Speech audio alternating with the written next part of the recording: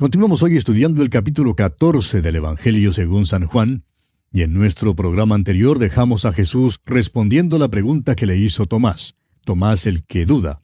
Parece que Tomás siempre estaba haciendo preguntas y planteando dudas. Claro que nos alegramos de que él hubiera estado allí ese día y que le hubiera hecho esta pregunta al Señor porque era una buena pregunta. Y a mí también me hubiera gustado haberla hecho si hubiera estado allí presente. Si él no hubiera hecho esta pregunta, pues tampoco habríamos tenido la maravillosa respuesta de Jesús. La pregunta la encontramos aquí en el versículo 5 de este capítulo 14 de Juan, y el Señor responde en el versículo siguiente, el versículo 6. Así es que vamos a comenzar nuestro estudio hoy leyendo estos dos versículos, los versículos 5 y 6 de este capítulo 14 del Evangelio según San Juan. Le dijo Tomás: Señor, no sabemos a dónde vas. ¿Cómo pues podemos saber el camino? Jesús le dijo: Yo soy el camino y la verdad y la vida. Nadie viene al Padre sino por mí. El artículo en griego es un adjetivo. Jesús dijo: Yo soy el camino. No es simplemente una persona que muestra el camino, sino que Él, personalmente, es el camino. Ninguna iglesia ni ceremonia puede traernos a Dios. Solo Cristo nos puede traer a Dios. O bien tenemos a Cristo o no lo tenemos. O confiamos en Él o no confiamos en Él. Él es el camino y Él es la verdad. No simplemente dice que nos habla la verdad, aunque sí la habla. Él es la verdad y es la vida. No simplemente declara que está vivo. Él es la fuente, el origen de la vida, desde el nivel vegetal más bajo de la vida hasta el nivel espiritual más alto de la vida. Luego el Señor dice: Nadie viene al Padre sino por mí. Y aquí Él hizo de todas las religiones, sectas, cultos e ismos un callejón sin salida. Dice que el único camino a Dios es Él mismo. Esta es una declaración dogmática. En cierta ocasión, un estudiante universitario que estaba conversando con un pastor evangélico dijo que no le gustaba la Biblia porque estaba llena de dogmatismo. Y eso es cierto. Él se refirió a este versículo y dijo: eso es dogmático. Y en realidad lo es, amigo oyente, porque el dogmatismo es característico de la verdad. También los maestros en las escuelas son dogmáticos. Si no lo cree, pregúntele a sus hijos. Son las personas más dogmáticas que uno pueda conocer. Insisten siempre en que 2 más 2 son 4. No importa si se trata de 2 manzanas, 2 vacas o 2 papas, siempre insisten en que 2 más 2 son 4. Ahora, el banco en donde yo tengo mi cuenta también es dogmático. Siempre se sirve del principio de que 2 menos 2 es 0, y son muy dogmáticos en cuanto a eso. Amigo oyente, permítanos decirle que una de las características de la verdad es su dogmatismo. Pero por otra parte, es importante entender que todo dogmatismo no es verdad. Sin embargo, aquello que es verdad es dogmático. Cuando yo le pido a alguien que me indique cómo llegar a algún lugar, no quiero que me dé las indicaciones un señor que no esté seguro de cómo llegar allí. ¿Sabe usted que millones de personas por más de 2000 años han estado llegando a Cristo en base a esta declaración y han comprobado que es correcta? Los trae al cielo. ¿Por qué no la pone usted a prueba, amigo oyente? Él dice que no hay otro camino al cielo, sino solo por Él. ¿Es Cristo su Salvador hoy en día, amigo oyente? ¿Confía usted en Él como su Salvador personal? Solo Él le puede salvar. Todo lo que Él le pide que haga es que venga a Él. Si usted confía en Él, se salva. Pero si no confía en Él, no se salva. Es así de simple y de claro, y es así de dogmático también. Lo que ocurre es que cuando el hombre pecó allá en el huerto del Edén, le sucedieron 3 cosas. Primero, quedó muerto ante Dios. Segundo, perdió su comunión con Dios. Y tercero, perdió su conocimiento de Dios. Ahora Cristo dice que Él es el camino. El camino a Dios no es una carretera, sino una persona. Necesitamos la reconciliación y eso es lo que Cristo ha hecho. Muchas personas creen que tienen que hacer algo para poder ser reconciliados con Dios. Estimado oyente, Jesucristo ya lo ha hecho todo. Él es el camino y Él es la verdad. Necesitamos el conocimiento y la iluminación, y el Espíritu Santo es el único que puede hacer eso. Lo hace tomando las cosas de Cristo y revelándonoslas. Cristo es la verdad y es la vida. Todos estábamos muertos en delitos y pecados y necesitábamos la regeneración. Él es el camino y la verdad y la vida. Nos trae vida nueva mediante el nuevo nacimiento. Permítanos decir aquí otra cosa más. Judas representa al diablo, porque el diablo entró en él y Judas fue vencido por el diablo. Simón Pedro, por su parte, fue vencido por la carne y, confiando en su propia carne, negó a nuestro Señor Jesucristo.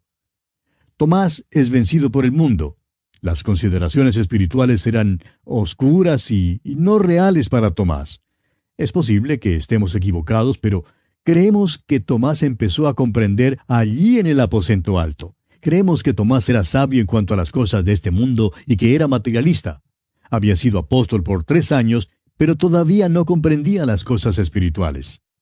Jesús le da esta maravillosa respuesta y abre sus ojos a la realidad espiritual. Amigo oyente, hay muchos hoy en día que son religiosos, que han sido miembros de una iglesia por muchos años, y sin embargo, nunca han sido salvados. Si usted se halla entre estas personas, entonces escuche la palabra de Dios. El Espíritu de Dios tomará esta palabra y abrirá sus ojos. Jesucristo es el camino y la verdad y la vida.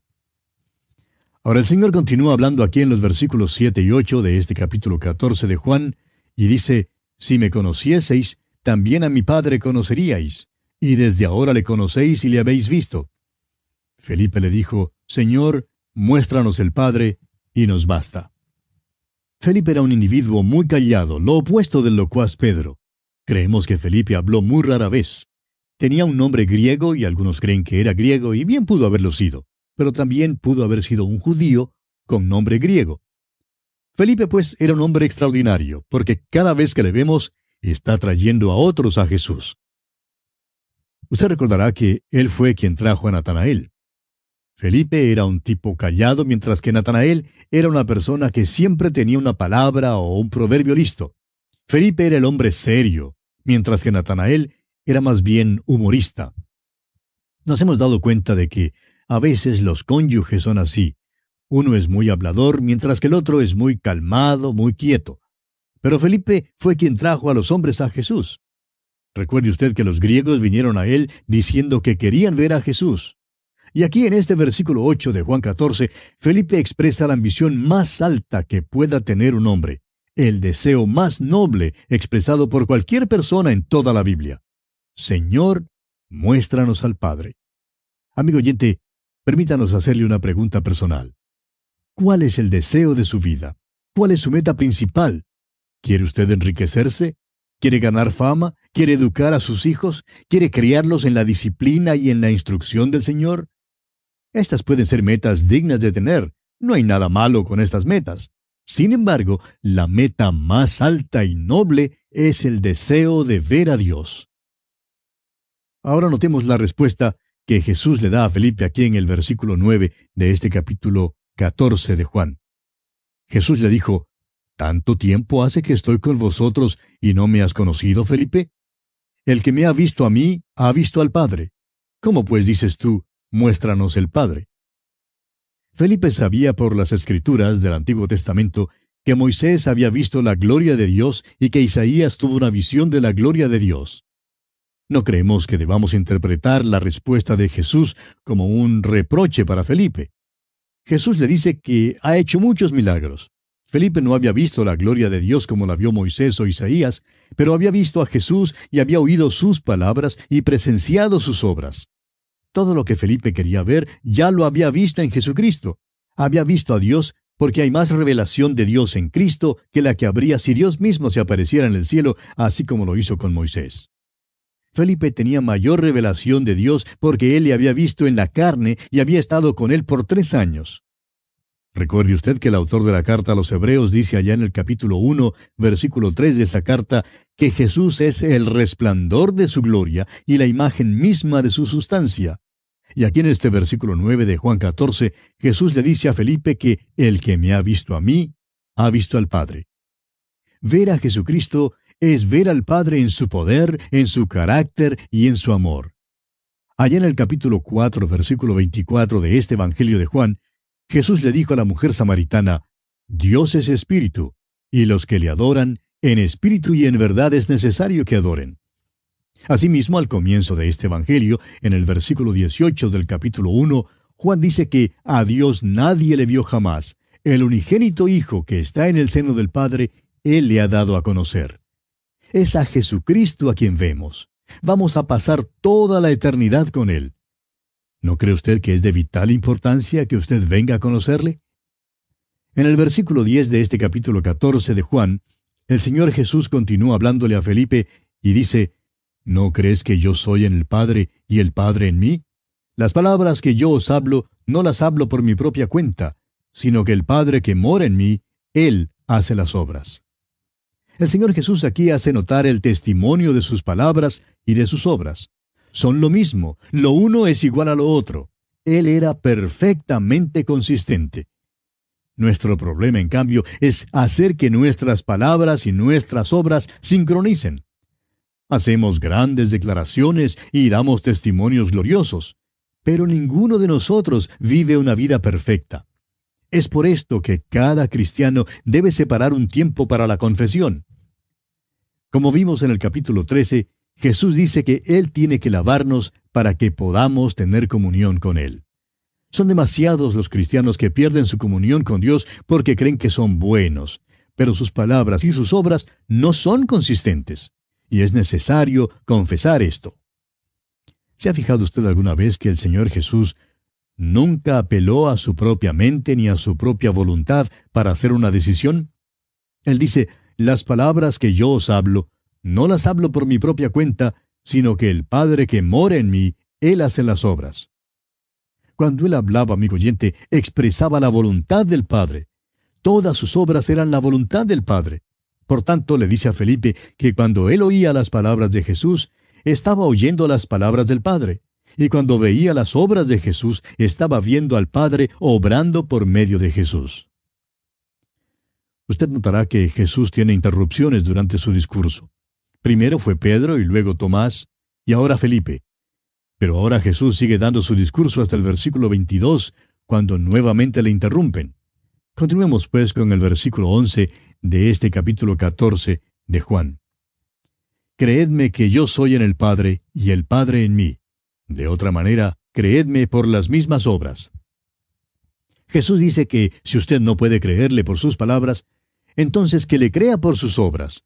Ellas deben convencerle. Y ahora el versículo 12 continúa diciendo Jesús, de cierto os digo, el que en mí cree, las obras que yo hago, él las hará también, y aún mayores hará, porque yo voy al Padre. Cuando nuestro Señor estuvo aquí en esta tierra, hizo grandes obras y milagros. Los apóstoles hicieron las mismas obras, sanaron a los enfermos y levantaron a los muertos. Con todo, Jesús dice que aquellos que creen en Él harán mayores obras. Ahora, ¿cuál es la obra mayor que harán? Bueno, en el día de Pentecostés, Simón Pedro, quien había negado a Jesús en la noche en que fue arrestado, predicó un sermón y 3,000 personas creyeron en el Señor. Pensamos en los hombres que a través de los años han invertido sus vidas en ganar a hombres, mujeres y niños para Cristo.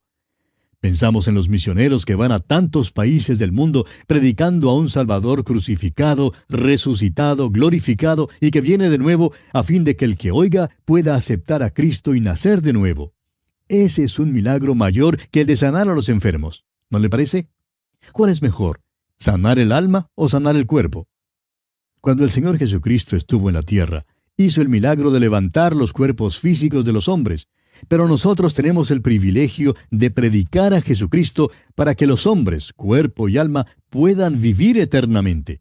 El logro supremo es traer a los hombres y a las mujeres y a los niños a una correcta relación con Dios. Ahora, ¿cómo se hacen estas obras mayores? El Señor Jesucristo dice aquí al final del versículo 12, porque yo voy al Padre. Ve usted, es Jesucristo mismo quien todavía está obrando. Pero hoy en día lo hace por medio del instrumento humano. Obra por medio de la frágil carne humana. Pero así es como obra hoy en día. Me asombro que me sea posible dar un mensaje bíblico por radio y que haya quienes vengan a Cristo. Amigo oyente, eso es mayor. Si Jesucristo estuviera aquí hablando a los hombres, sería una gran obra. Pero cuando Jesucristo nos toma a usted y a mí y obra por medio de nosotros para alcanzar a otras personas, esa es la obra mayor. Ahora, ¿se ha fijado usted con cuánta frecuencia Jesús habla de su Padre? Encontramos 20 referencias al Padre en este pasaje, y es siempre el Señor Jesús quien lo menciona. Leamos ahora los versículos 13 y 14 de Juan capítulo 14. Y todo lo que pidiereis al Padre en mi nombre, lo haré, para que el Padre sea glorificado en el Hijo. Si algo pidiereis en mi nombre, yo lo haré. Sigue diciendo que estas obras mayores serán el resultado de la oración. Desafortunadamente, el evangelismo por medio de la oración está tan descuidado hoy. El Señor dice aquí, y todo lo que pidiereis al Padre en mi nombre, lo haré. Estos versículos han sido muy mal entendidos muchas veces. Muchas personas han cogido estos versículos y han corrido con ellos como el perro que coge un hueso y corre con él. Dicen que oraron, pero que Dios simplemente no contestó su oración. Algunos hermanos dicen que tomaron ese versículo según su significado literal y oraron y que Dios no contestó su oración. Luego preguntan qué fue lo que pasó. Bueno, lo que ocurre es que están leyendo algo en el versículo que en realidad no está allí. Necesitan continuar leyendo. Todo esto forma parte de un solo paquete. Leamos el versículo 15 ahora.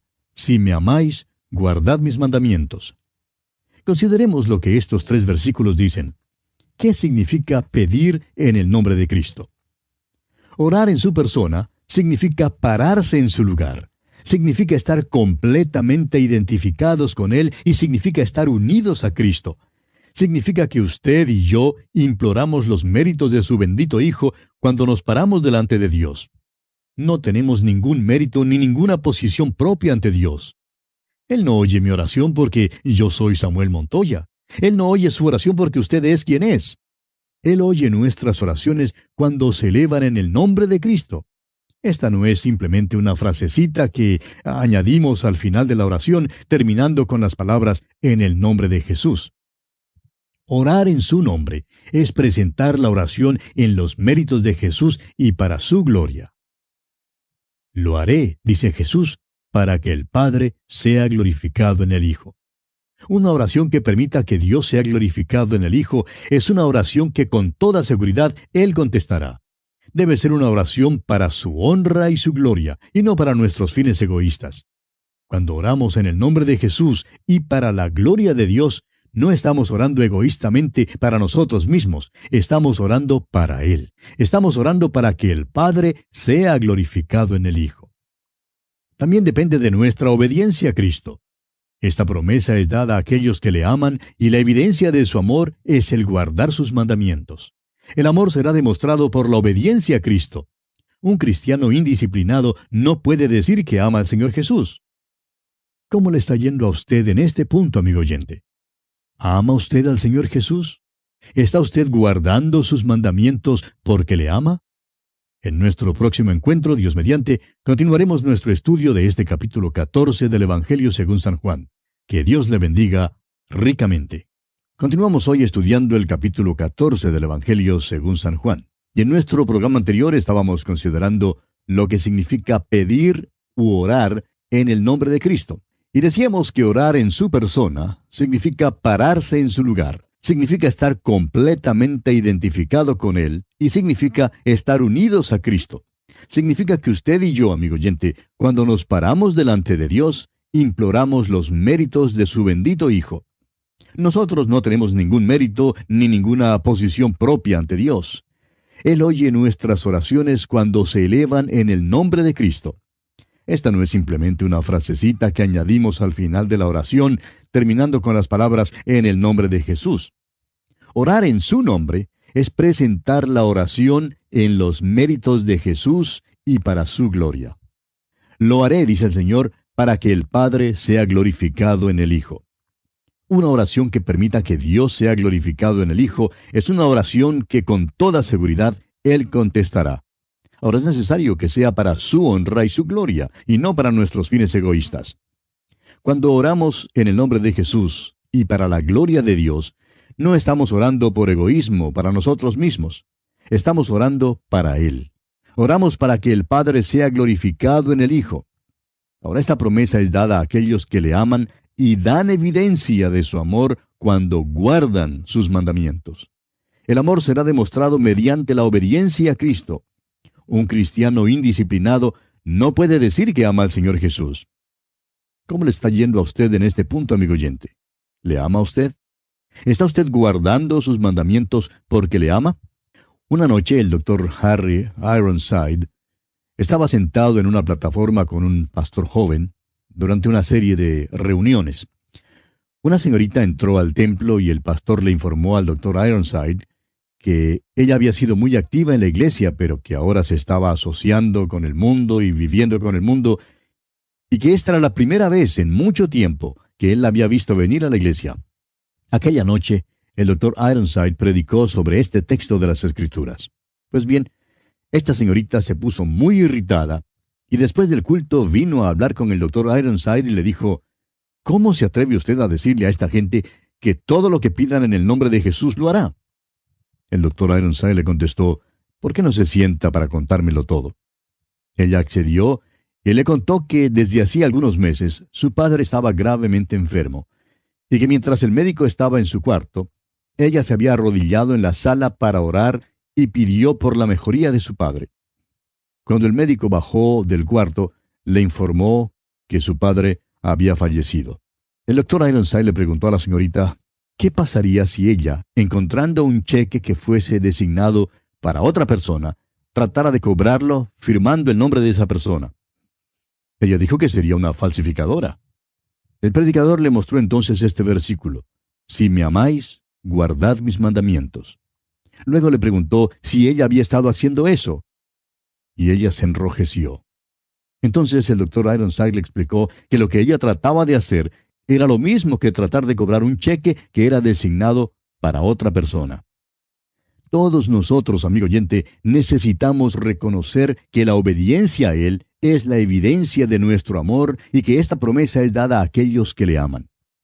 El Señor hace ahora la promesa del Espíritu Santo. Leamos los versículos 16 y 17 de este capítulo 14 de San Juan. Y yo rogaré al Padre, y os dará otro Consolador, para que esté con vosotros para siempre, el Espíritu de verdad, al cual el mundo no puede recibir porque no le ve ni le conoce, pero vosotros le conocéis porque mora con vosotros y estará en vosotros. Esta es una verdad única de esta edad en que vivimos. El Espíritu Santo estaba en el mundo antes de Pentecostés, pero en el día de Pentecostés vino para morar en los creyentes. Eso fue lo nuevo. El Consolador ha venido para fortalecernos. Jesús se va, pero enviará a éste que nos puede fortalecer. No dice que el mundo no recibiría el Espíritu de verdad. Dice que el mundo no puede recibirle. Si solo pudiéramos aprender eso, amigo oyente. Un hombre tiene que creer primero. El Espíritu de Dios toma la palabra de Dios y la enseña y se la abre al creyente. El inconverso tiene que creer primero en Jesucristo como su Salvador. Entonces el Espíritu Santo morará en él. El hombre del mundo no puede verlo porque Dios solo puede ser visto y adorado en espíritu y en verdad. Es visto con el ojo espiritual. El evangelista Billy Graham usa la expresión los ojos y los oídos del alma. Es solo mediante el Espíritu de Dios que estos ojos y oídos pueden ser abiertos para entender la palabra de Dios. El Espíritu Santo es el Maestro que nos guía a toda verdad. Sin Él, la Biblia puede llegar a ser solo un libro de historia, un libro de hechos. El Espíritu Santo nos enseña las verdades de la Biblia. Había estado pues en el mundo, pero Jesús dice que ahora Él estará en vosotros. Continuemos leyendo el versículo 18 ahora. No os dejaré huérfanos, vendré a vosotros.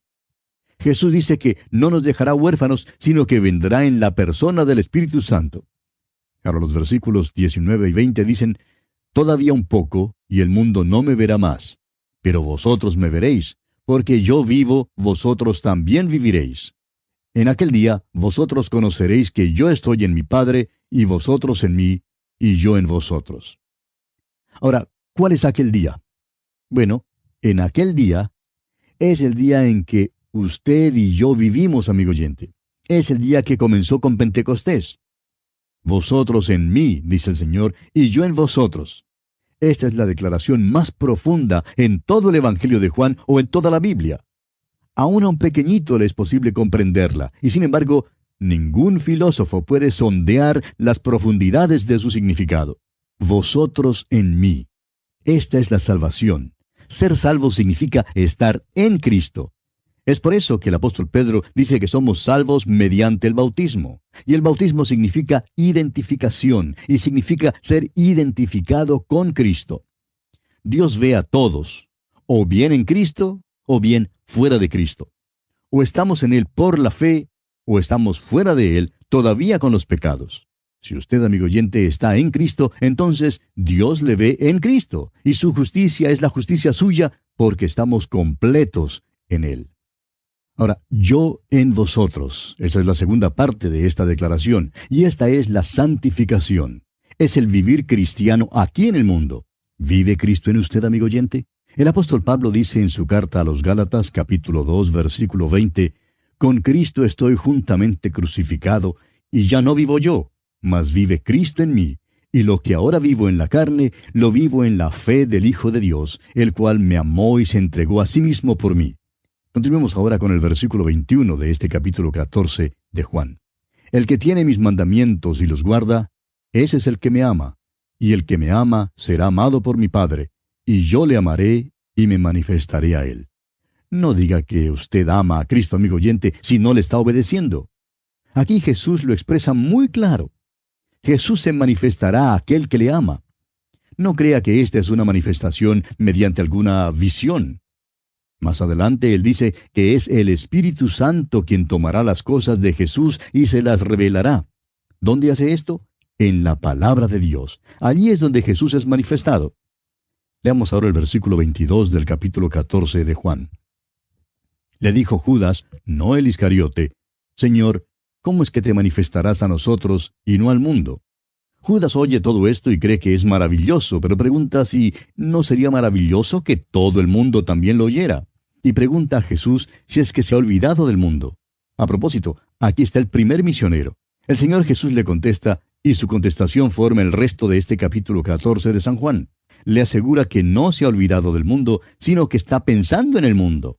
Leamos los versículos 23 y 24. Respondió Jesús y le dijo, «El que me ama, mi palabra guardará, y mi Padre le amará, y vendremos a él, y haremos morada en él. El que no me ama, no guarda mis palabras, y la palabra que habéis oído no es mía, sino del Padre que me envió». La manera en que el mundo se va a enterar del Señor Jesús no es mediante los tratados que distribuimos, sino por nuestra obediencia. Sí, se trata de la obediencia, amigo oyente. La profesión realmente no vale nada. Ser miembro de una iglesia en verdad no vale nada. Nuestro amor tiene que ser evidenciado por nuestra obediencia.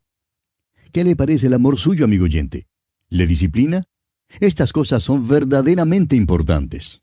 Continuemos con los versículos 25 y 26 de este capítulo 14 de Juan. «Os he dicho estas cosas estando con vosotros, mas el Consolador, el Espíritu Santo, a quien el Padre enviará en mi nombre, Él os enseñará todas las cosas, y os recordará todo lo que yo os he dicho». Jesús les está diciendo que Él no se ha olvidado del mundo. El hecho es que Él está pensando en el mundo. Se ha reunido con estos apóstoles en el aposento alto y les ha dado la verdad para que la puedan llevar al mundo en el poder del Espíritu Santo. La única manera en que la verdad puede ser dada al mundo es mediante estos hombres. Juan estaba en aquel aposento alto, y Juan ha escrito estas verdades para nosotros. Jesús les asegura que el Espíritu Santo les enseñará todas las cosas y que les recordará todo lo que Él ha hablado. Leamos ahora el versículo 27. «La paz os dejo, mi paz os doy. Yo no os la doy como el mundo la da. No se turbe vuestro corazón, ni tenga miedo». Este versículo nos lleva al primer versículo. Es su última palabra de consuelo. La paz de la cual habla aquí no es la paz que resulta de tener perdonados los pecados. Esta es la gloriosa y maravillosa paz que viene al corazón de aquellos que se han entregado completamente al Señor Jesús. Es la paz del corazón y de la mente de aquellos que se hallan en la voluntad de Dios. Veamos ahora los versículos 28 al 31 de este capítulo 14 de Juan. «Habéis oído que yo os he dicho, voy y vengo a vosotros. Si me amarais, os habríais regocijado, porque he dicho que voy al Padre, porque el Padre mayor es que yo. Y ahora os lo he dicho antes que suceda, para que cuando suceda, creáis. No hablaré ya mucho con vosotros, porque viene el príncipe de este mundo, y él nada tiene en mí. Mas para que el mundo conozca que amo al Padre, y como el Padre me mandó, así hago. Levantaos, vamos de aquí. Jesús les dice que ellos deben de regocijarse porque Él se va, debido a las maravillosas bendiciones que vendrán sobre ellos. Jesucristo volvería al Padre, y luego les enviaría al Consolador. Les dice que no puede caminar ni hablar mucho con ellos, y la verdad es que así fue. El príncipe de este mundo venía. Jesucristo tendría entonces otro encuentro con Satanás, y creemos que tuvo lugar allá en el huerto de Getsemaní. Después iría a la cruz por los pecados del mundo, y luego de su ascensión, el Consolador vendría a los creyentes. Y esperamos que ahora mismo el Espíritu Santo le esté revelando a usted, amigo oyente, las cosas de Cristo. Y así dejamos el capítulo 14 del Evangelio según San Juan. Y llegamos al capítulo 15. Este 15º capítulo de Juan es una continuación del mismo discurso del aposento alto, pero nuestro Señor en verdad no pronunció esta porción en el aposento alto. Por lo menos, la suposición es que no lo habló allí, porque la última declaración del capítulo 14 es, levantaos, vamos de aquí.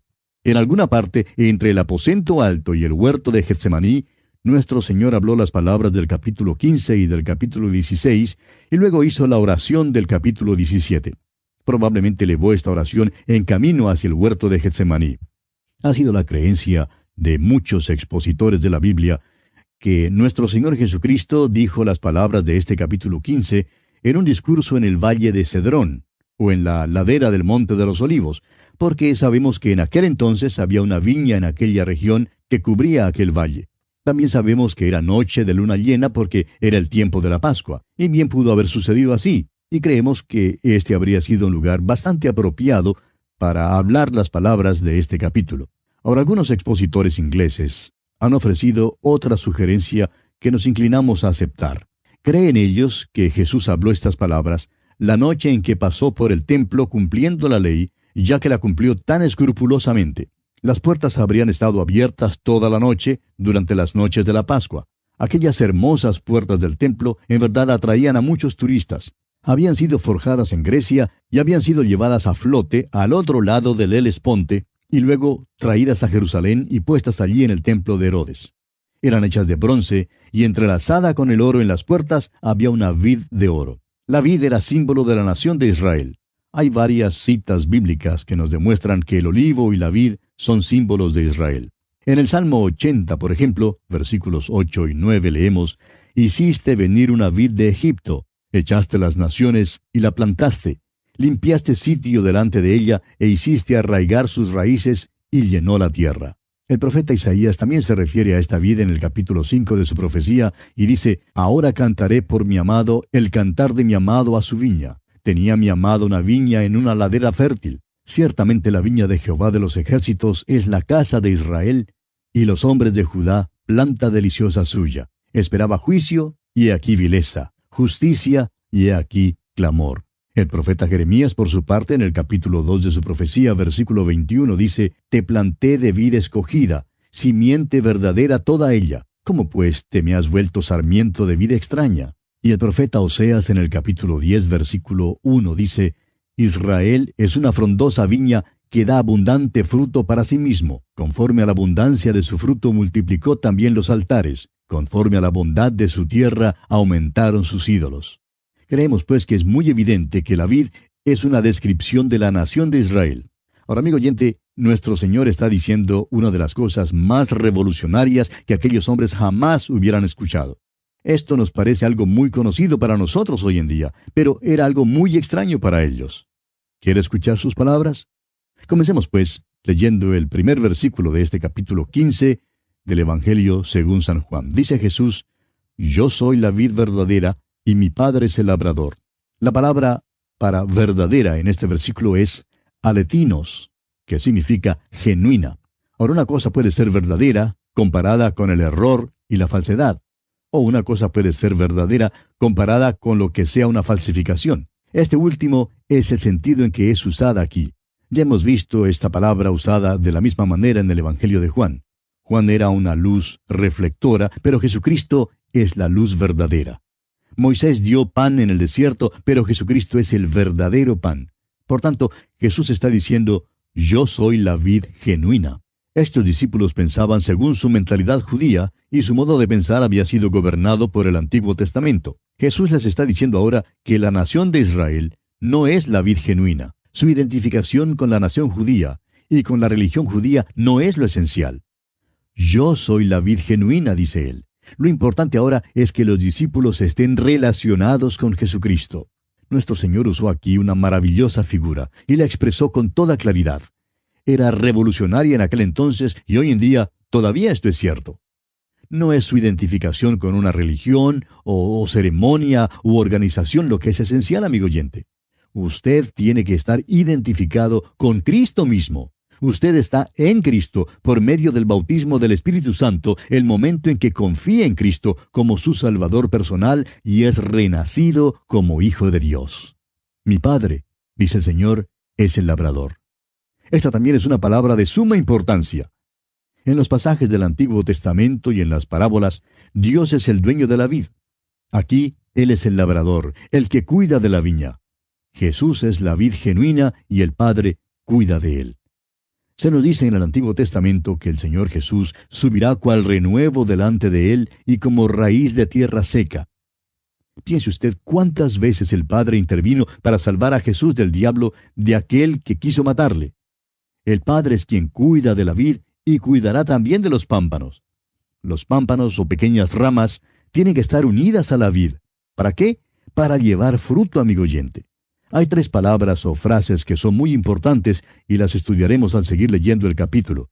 Leamos ahora el versículo 2 de este capítulo 15 de Juan. Todo pámpano que en mí no lleva fruto, lo quitará, y todo aquel que lleva fruto, lo limpiará para que lleve más fruto.